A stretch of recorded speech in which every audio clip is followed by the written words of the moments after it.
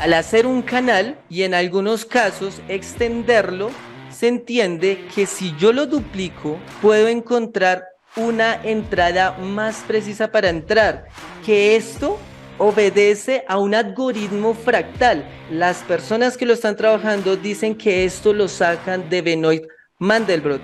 Dime qué tan cierto es eso. Mira, yo leí todos los libros de Mandelbrot. En Ok. ninguno de los casos Mandelbrot habla de canales y muestra canales. Mandelbrot hace un estudio totalmente cuantitativo de los mercados financieros, porque lo que él intenta hacer es reproducir de una forma prácticamente exacta un mercado financiero a través de una iteración. Es muy importante entender esto. Primero, que es un fractal, porque lo que sucede, Leo, es que la gente está utilizando el término fractal de forma inadecuada por el solo hecho de poder lucrar con el término en algoritmos de búsqueda como los de YouTube. ¿Por qué? Porque es un término que está en tendencia y que la gente busca porque tiene curiosidad, pero se está utilizando de forma incorrecta. Primero, lo que tenemos que saber es qué es un fractal. Es un objeto, es un elemento, ¿sí? Como puede ser un elemento natural.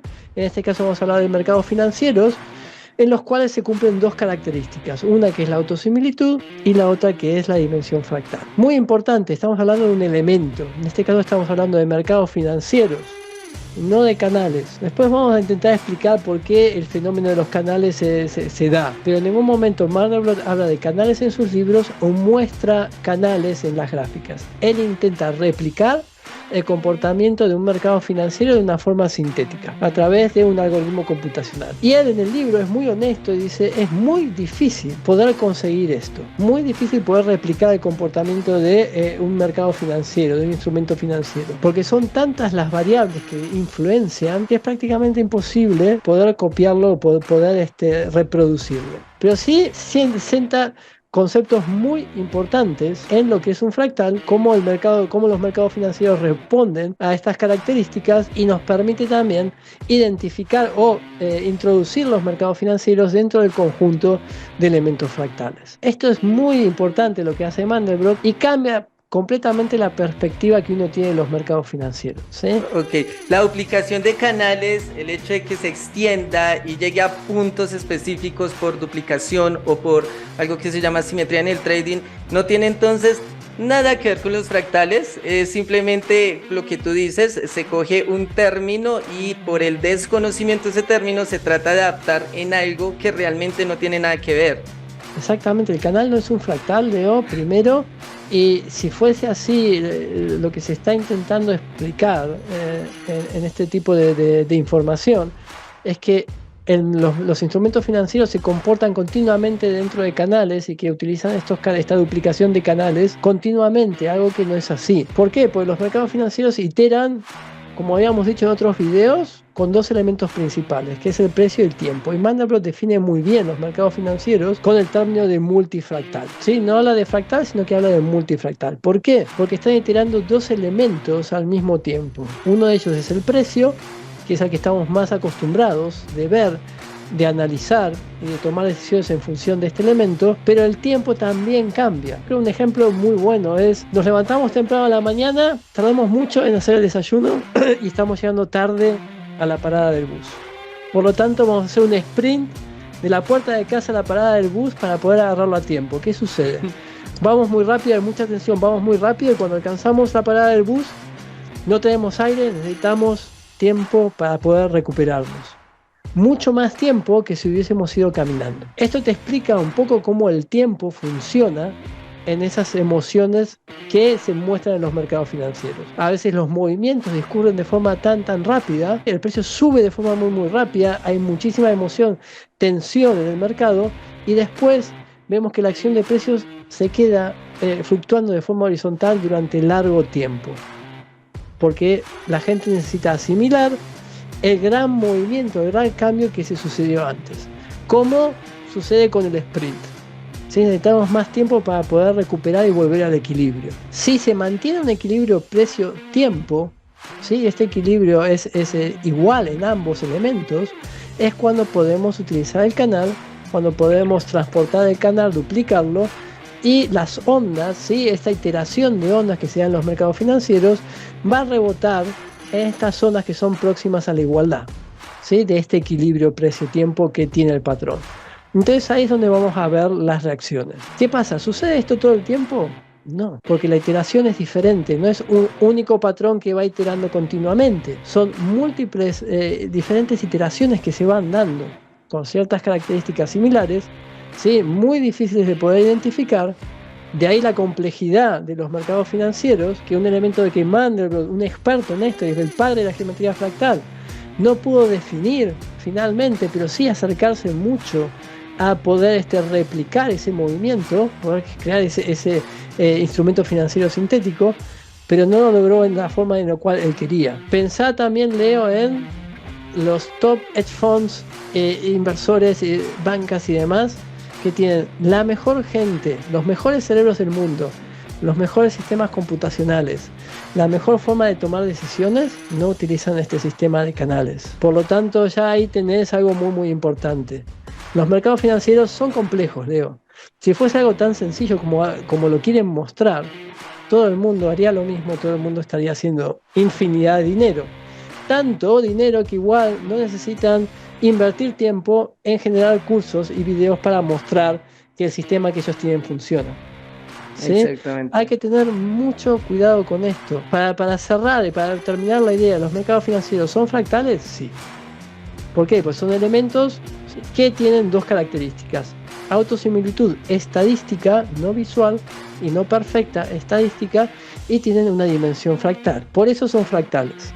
Por eso se los puede incluir en este conjunto y se pueden estudiar utilizando las herramientas de la geometría fractal. Esta idea de los fractales mal interpretada de parte de las personas y que se está difundiendo, la mala educación, es algo muy delicado en el cual estamos batallando en un campo de tanta incertidumbre y tantas falencias. Lamentablemente se creó a través de un mito, una conspiración, ¿sí? Las personas, al no poder trabajar con las bases del análisis técnico, Charles Down, Edward Jones, Wyckoff, lo que son las ondas de Elliot, al no poder interpretar de manera asertiva cómo identificar bien estos soportes, resistencias, tendencias, canales, absolutamente todo, pues dicen que todo esto, están diciendo que todo esto es una farsa, que realmente el mercado no se mueve por ley de oferta y demanda y que estas estructuras de análisis técnico simplemente lo único que nos hacen es mantener adormecidos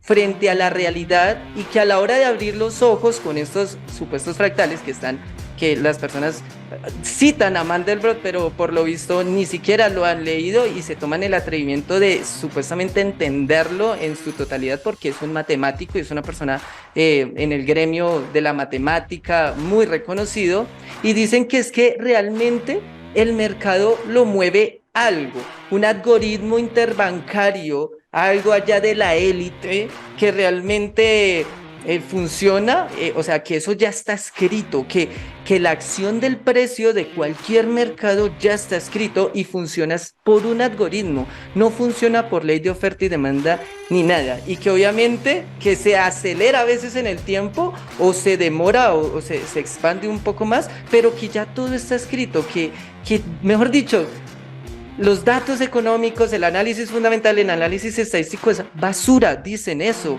Y que realmente es algo incluso más allá del mercado interbancario que manipula el precio. ¿Tú qué piensas de esto? Mira, yo creo que es muy importante que la gente entienda primero qué son los mercados financieros o de dónde vienen. Los mercados financieros al final vienen de interacción social, ¿sí? Eso es lo primero que tenemos que entender. Interacción humana entre intervinientes que están comprando y vendiendo. Por lo tanto, la emoción está envuelta y vas a tener diferentes intervinientes, ¿sí? Diferentes participantes de los mercados. Por supuesto, vas a tener participantes institucionales muy grandes, de mucho mayor peso, y vas a tener participantes muchísimo más pequeños. Y cada uno va a aportar de una forma u otra a esa fluctuación de precios. Pero todo esto surge a partir de interacción social. Y lo que vemos es cómo esas emociones van cambiando a partir de las diferentes influencias externas que vamos recibiendo. Habíamos hablado anteriormente sobre esto, pero el COVID es un ejemplo muy muy bueno de cómo las emociones influencian sobre la toma de decisiones de los diferentes intervinientes. En cuanto se dio a conocer el COVID, se confirma que tenemos una epidemia de COVID alrededor de marzo del 2020, entonces fue cuando los mercados financieros entran en colapso, todos los índices se desploman. En el momento en el cual se empezó a ver una respuesta muy buena de diferentes partes de gobierno, la Fed, y que podíamos hacer mucho de las tareas que pensábamos que no se iban a hacer de forma digital, por lo cual las empresas continuaron su facturación, continuaron trabajando y todo siguió según su plan.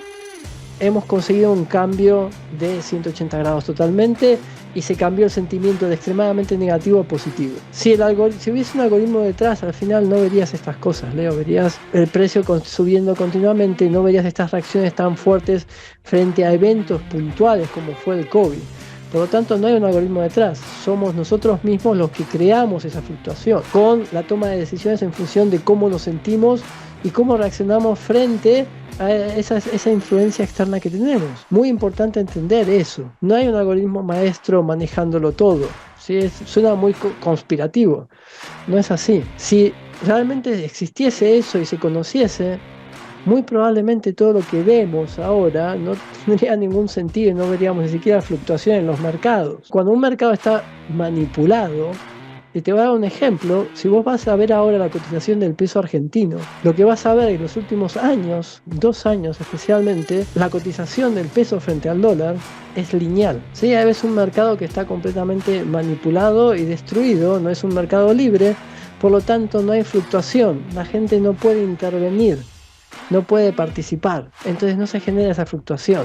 Los mercados en los cuales nosotros solemos operar, en tu caso como es el S&P o Forex como es en mi caso, divisas, ves estos movimientos de forma mucho más normal. Hay intervención, hay esa pelea continua entre compradores y vendedores. Y todo empieza al final, comenzamos a entender todo esto y a poder estudiarlo gracias a que Dow, en principios del siglo, estamos hablando del siglo XX, 1900, empezó a estudiar los mercados financieros y empezó a identificar tendencias, que al final esas tendencias no son ni más ni menos que esas tendencias emocionales que tenemos. Y si vamos todavía mucho más atrás y vemos la historia de cómo va fluctuando, por ejemplo, el Dow Jones, que Elliott Wave International tiene muy buenos estudios alrededor de esto, vemos que hay una tendencia natural a crecer y corregir. Crecer y corregir, crecer y corregir. En diferentes formas durante toda esta etapa en las cuales existe historial de movimiento, de cotización, pero siempre tenemos ese movimiento de crecimiento y corrección. Muy importante. ¿Es igual en todos los casos? No. ¿Entra dentro de canales? No. Pero responde siempre a los mismos principios, que fueron los que empezó Charles Down a mostrar, a identificar. Después siguió Elliott y después siguieron muchos otros, entre ellos Mandelbrot, cuando también ha intentado reproducir el comportamiento de los mercados financieros.